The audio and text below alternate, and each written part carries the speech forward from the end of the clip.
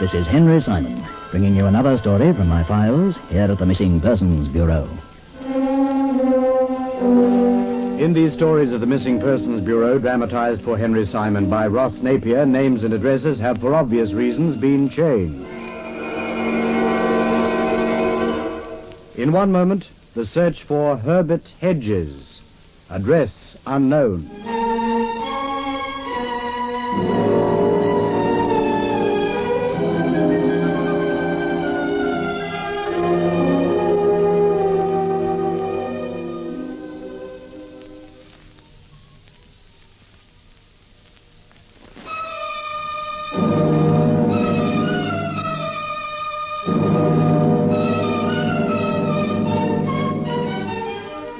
And here again is Henry Simon.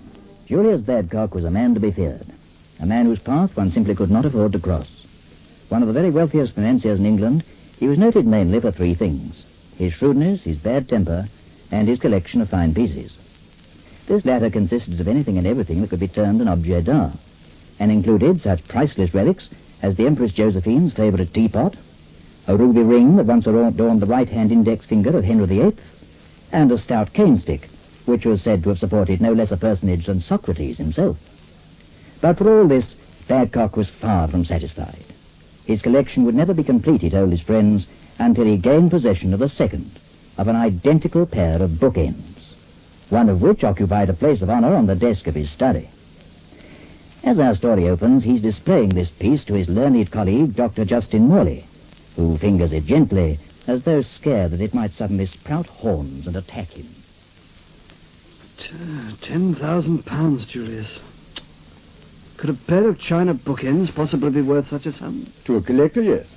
I tell you frankly, Doctor, if I had the pair, I wouldn't sell for 20. Nothing in the world would induce me to part with them. But you haven't got the pair. I don't need to be reminded of that. This piece by itself Is worth precisely nothing without its twin. Perhaps have you tried advertising? My dear Morley, short of murder, I've tried everything, and to date, I haven't been able to get so much as a whiff of it. Yet I'm convinced that second piece is still in existence. It has to be somewhere. If it hasn't already been broken by some clumsy idiot and thrown away. Oh, heaven forbid. What would you be prepared to pay for it? I mean, suppose I happen to stumble across it in my wanderings one day. It's not likely, of course, but it is possible. If you do, you'll have my full permission to purchase it in my name, regardless of the price. Not that it should be more than a few pounds. The chances are that whoever has it, is unaware of its potential value. And I wouldn't want to pay more than I have to. Always the bargain hunter, eh, Julius? Bargains have made me a wealthy man, Doctor. Why pay £2,000 when I can get it for 2?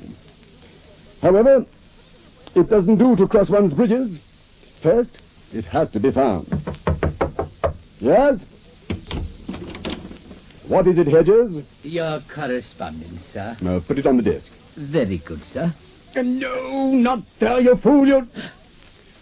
Watch out for that bookend! Oh, you blithering idiot! Now look what you've done! I'm sorry, sir. I didn't see it. Didn't see it? Are you blind, man? It doesn't appear to have suffered any damage. No thanks to this numbskull, clumsy, dumble-headed nincompoop. Will that be all, sir? No, it won't be all. I've had my eye on you for some time, Hedges. Only last Tuesday you put a scratch on Queen Anne's candlestick. And before that you overwound Whistler's timepiece. Sir, I beg you... Don't answer back. I'm sick and tired of your doddering ways. You'll just have to go, that's all. Go? But, sir... Enough. Get your things together and clear off. You're not wanted here. Very good, sir. I would remind you, however, that I'm entitled to 2 weeks' salary and an extra week for holiday. I'll pay it gladly to be rid of you. And now get out of my sight before I lose my temper and set about you with Lord Byron's riding crop. Just as you say, sir. Oh, that addle-brained parasite. Don't you think you were a trifle hard on him, Julius? I mean, after all, the only... Hard on him, nothing. Fella's a bounder anyway. Should have dispensed with him weeks ago. Now, where were we? We were discussing the possibility of my purchasing the missing bookend. Oh, yes. Well, as I said, I'm out to get it cheap. But if I'm pressed, I'll pay any price for it. You understand? Any price at all.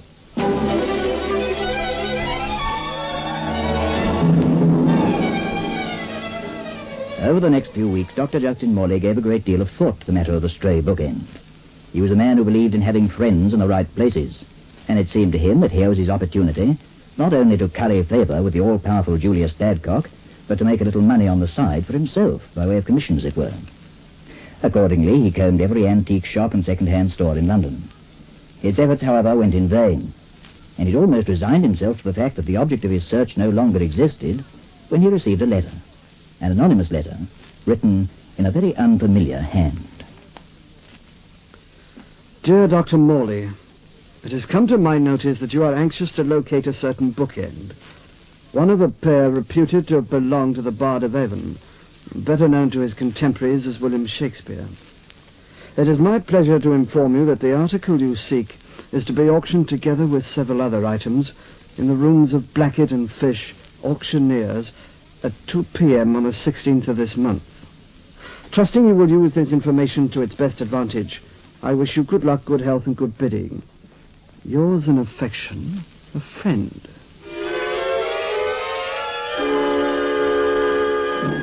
And so it was, at 2 p.m. on the afternoon of the 16th, a rather excited Dr. Morley took up a place in the crowd that filled the auctioneering chambers of Blackett and Fish in Oxford Street. For more than an hour he sat watching the proceedings, until finally, shortly before 3:15, his patience was rewarded. Now, gentlemen, I have before me a priceless relic of great significance. As you can no doubt see for yourselves, it's a bookend. But no ordinary bookend, let me hasten to assure you. This particular item dates back to the days... Dr. Morley was overjoyed to perceive that the auctioneer, a fat little man in horn-rimmed spectacles, was clearly uninformed as to the true origin of the bookend, and he chuckled to himself at the obvious lack of interest displayed by the onlooking company as the bidding commenced. Now, here's a real chance to show your breeding, gents. What am I offered for this little masterpiece? 10 shillings. The gentleman's joking, of course. Why, £10. £10 I'm offered. Now, I asked you, gents, do you want me to give it away? Startled, Morley turned to see who was bidding against him. It was quite impossible, however, for the voice had come from the back of the room, and his vision was restricted by a maze of heads which encircled him.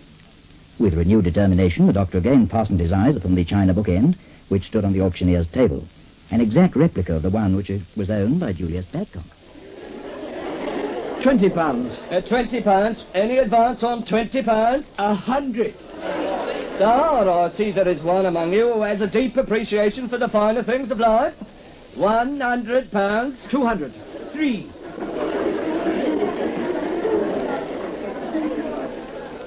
£1,000, gentlemen. Is there any advance on £1,000? 1100. 12. 13. 14. Oh, this is more like it, gents. £1,400 on bid. 1500. 16. Morley's dismay was mounting with every second that passed. Obviously, his opponent knew the bookend's worth and was just as determined as he was to have it. But who was going to be fool enough, he wondered, to pay so very much for an odd piece that was completely valueless without its mate? If only he knew just how far Badcock was prepared to go. It had been unwise of him to act without consulting the millionaire further, but he did want to keep it as a surprise. And he'd been authorized to purchase, regardless of cost. Well, it was now or never. Going for the first time at £2,000. 2100. 22. 23. 24. 25.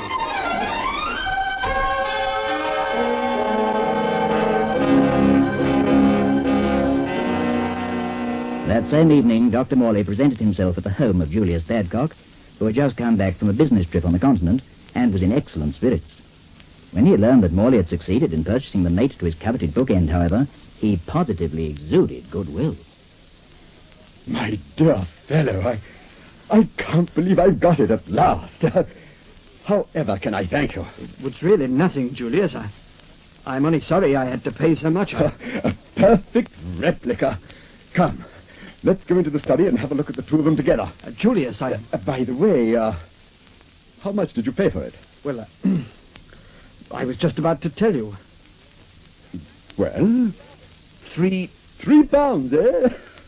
If the seller had only known, he could have pushed me up to 3,000. Oh, dear, what fools some people are. Julius, he did push you up to 3,000. Of course he... What? I couldn't get it for any less. Do you mean to tell me that... Well, you told me to buy it regardless of the cost, sir. I simply followed your instructions. You see, there was another fellow at the auction who was every bit as determined to buy, and I had to keep on. Falteringly, Morley explained just how he had come to pay such a very exorbitant price for the bookend. And at last, after much spluttering and blowing, Badcock regained his composure. Consoled with the fact he was now in possession of his most long-cherished item, he entered the study, accompanied by Morley, to examine the treasures side by side. But there an even greater shock was awaiting him. For the first bookend, the one which had stood so very patiently on his desk for 3 years, had disappeared.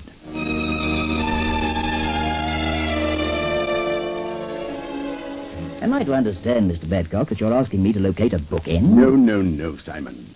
Let me finish the story. When I found it had gone, I questioned the servants. None of them, it transpired, had ventured into the study during my trip to the continent.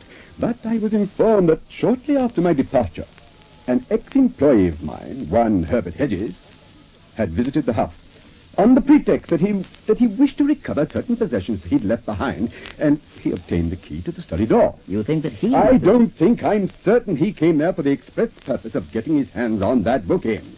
He knew how much I valued it, and he was out for revenge. Revenge? I had dismissed him a few weeks previously for inefficiency. Oh, I see. Well, it seems to me, Mr. Badcock, this is more a matter for the police than it is for the missing person. If I inform the police, there'll be publicity. Hedges will hear of it, and the chances are he'll destroy the evidence out of pure spite. That's why I've come to you. I want a private inquiry so he can be tracked down before he realizes I'm on his trail. And when you catch up with him? When I catch up with him, and when I've recovered that bookend, then I'll call in the police, Simon, but not before.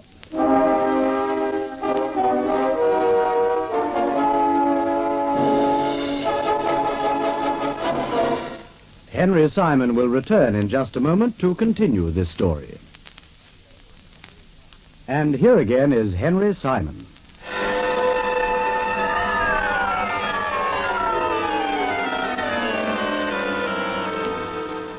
I always refer to this case as that of the missing bookend, although, of course, in reality, it was that of the missing Herbert Hedges. From what Badcock had told me, it appeared quite obvious that Hedges had taken the object in question, and just as obvious that he'd done so purely out of spite for his late master. But where can one look for the sort of man who steals bookends out of pure spite? That was the problem which confronted me, and to help me in the solving of it, I selected Agent Paul Studdy, who, when he had heard all, executed what I believe his fellow countrymen described, quite aptly I might add, as a sort of double take. Oh, now I've heard everything, Chief. This Herbert Hedges guy must be quite a character. That's not quite how Badcock described him, Studdy, but we'll let that pass. What we've got to do is determine his present whereabouts. How long was he working for Badcock? Oh, for about 18 months, I understand. What was his position exactly? I mean, was he a butler or... I suppose one could refer to him as a kind of gentleman's gentleman. Huh? A personal servant, or valet, if you wish. Ah. Well, maybe he's gone into service again. Quite possibly. The question is whose? Yeah. Well, I guess I'll just have to make the rounds. You know what they say about birds of a feather. Come again? It's quite likely that Hedges might be known to various others in similar positions to the one he occupied in the Badcock home. Oh, you mean I should look up a few other gentlemen's gentlemen, huh? Precisely. Where do I start? Oh, I'll leave that to you. Yeah, that's what I was afraid you were going to say. Okay, Chief. Operation GG is underway.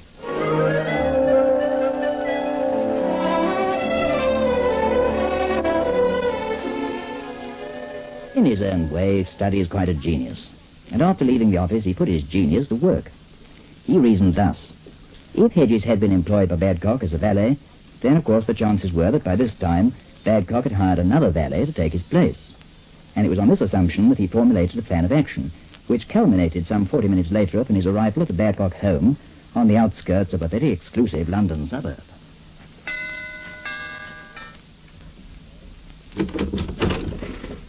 Good morning, sir. Oh, well, hi. I'm looking for a... You used to have a guy working here named Hedges, right? That is correct, sir. Well, I'd like to speak to whoever is taking his place. I had that privilege, sir. You mean to tell me a gentleman's gentleman has to answer the door? Normally, the door is answered by Wallace, sir, but he is off duty this morning. Oh, Wallace, huh? Well, I guess that'd make him the gentleman's gentleman, right? Sir, Skip it. Look, I'm trying to locate Hedges. You wouldn't happen to know where he is, would you? I'm afraid not, sir. Can you think of anybody who might know? You could try Hollingsdale, sir. Hollingsdale? Of Broughton Towers, sir. Lord Allen's country residence. Oh, he's employed there, huh? I mean, Hollingsdale, I mean. Yes, sir. Friend of Hedges? I understand so, sir. Well, I'll pay him a visit. And thanks a lot. Not at all, sir. Good morning, sir.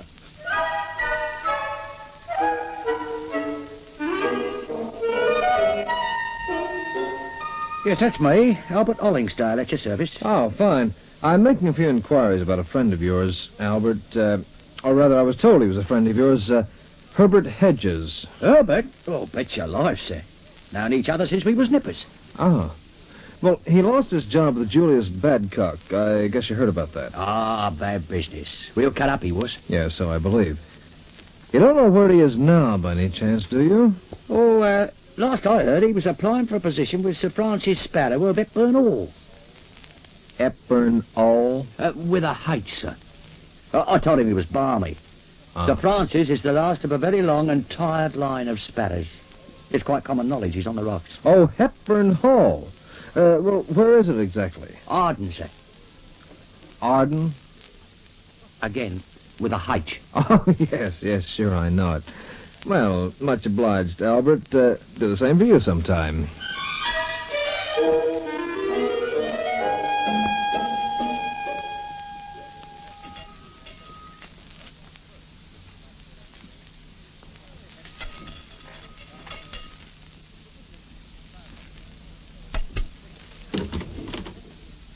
Oh, my dear old Bean, how jolly to see you again after all this time. Huh?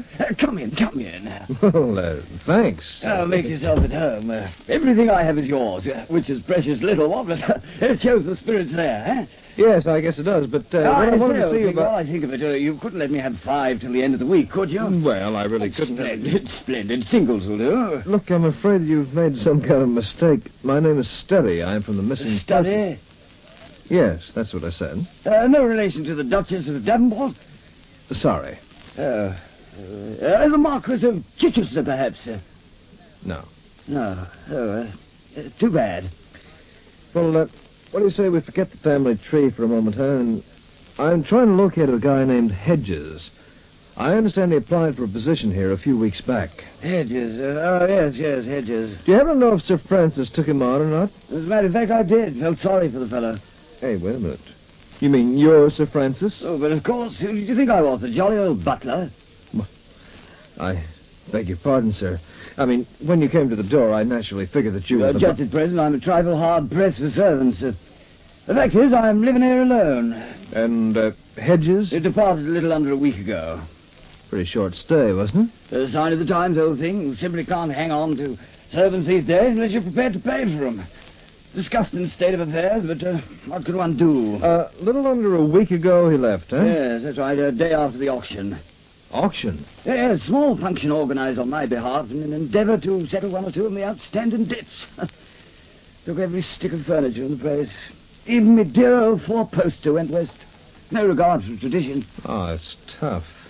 Where was the auction held, do you know? Oh, I really couldn't say. I wasn't present myself. Hedges attended to the odious details, and the creditors took care of the rest.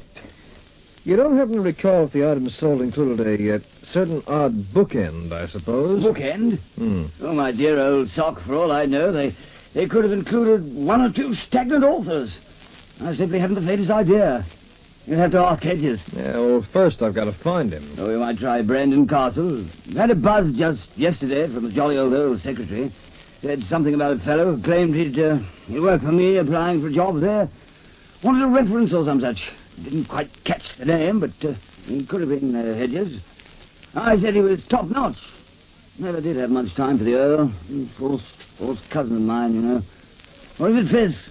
Oh, somewhere in that vicinity. Yes, well, it's worth a try, I guess. How do I get there? Get where?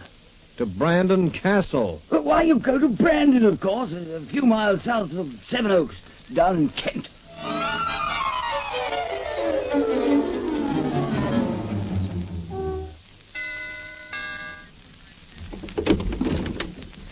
Oh, good afternoon, sir. Ah, good afternoon. Do you have a Herbert Hedges working here? I believe so, sir. Well, I'd like to have a word with him. I'm not sure that would be convenient, sir. Who shall I tell him is calling? Augustus Montague's study, the 17th Earl of Buckingham, sometimes known as Meatball. I beg your pardon, sir. Yeah, just forget it. Just tell him that I'm here. Be quick about it, huh? Very good, sir. Will you come this way? Thus did Paul Study gain admittance to Brandon Castle, the Earl of Delmore's summer residence and one of England's most stately and traditional manors. A highly irregular debut into the orbit of the aristocracy, but nevertheless a most effective one. Led to a sort of drawing room at the rear of the castle, he was asked to wait. And a moment later, he discovered himself in the presence of a tall, spindly man, immaculately dressed and of most distinguished appearance. You wish to speak with me, sir? If you're Herbert Hedges, yes. Of what service can I be to you, sir? Well, for a start, you can lay off that kind of gaff. I've had enough of it for one lifetime. The name is Study. I'm from the Missing Persons Bureau. Missing Persons Bureau? Yes. Julius Badcock sent me. He wants his bookend back. Oh, I rather imagined he might. Well? It is with regret that I must inform you, Mr. Study, that it is no longer in my possession. You've sold it? In a way, I suppose one could say that. I guess you realize you've laid yourself wide open to a charge of theft. I think not.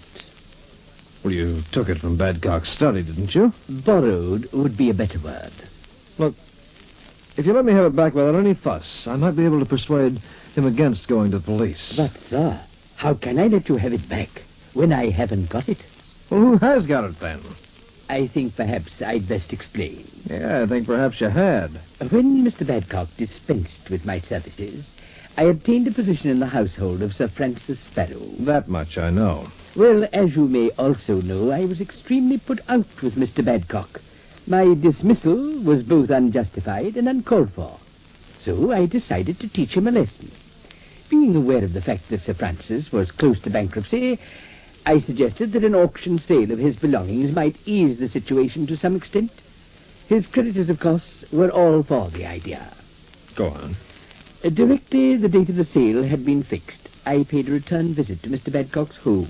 And lifted the bookend. Borrowed, sir. Oh. This done, I advised Dr. Morley, a close friend of Mr. Badcock's, by means of an anonymous letter to attend the sale. He did so, and succeeded in buying back for £3,000 the very same bookend that I had borrowed from Mr. Badcock's study. You mean... Yes, sir. There was only the one bookend, and it is now back in my former employer's possession. But how did you arrange it? It wasn't too difficult. I simply included it in the items being auctioned. Then, of course, I made a point of being present at the sale myself for the express purpose of bidding against Dr. Morley in order that the highest possible price might be obtained. Well, I'll be darned. And you call yourself a gentleman's gentleman? The gentleman himself must be a gentleman before his gentleman can be called a gentleman's gentleman, sir. Oh, well, that's a very profound statement, Hedges. But, you know what? Sir? I'm fast coming to the conclusion that the gentlemen of this world have had their day. And as far as I can gather, the gentlemen's gentlemen are taking over. Am I right? Indubitably, sir. Indubitably.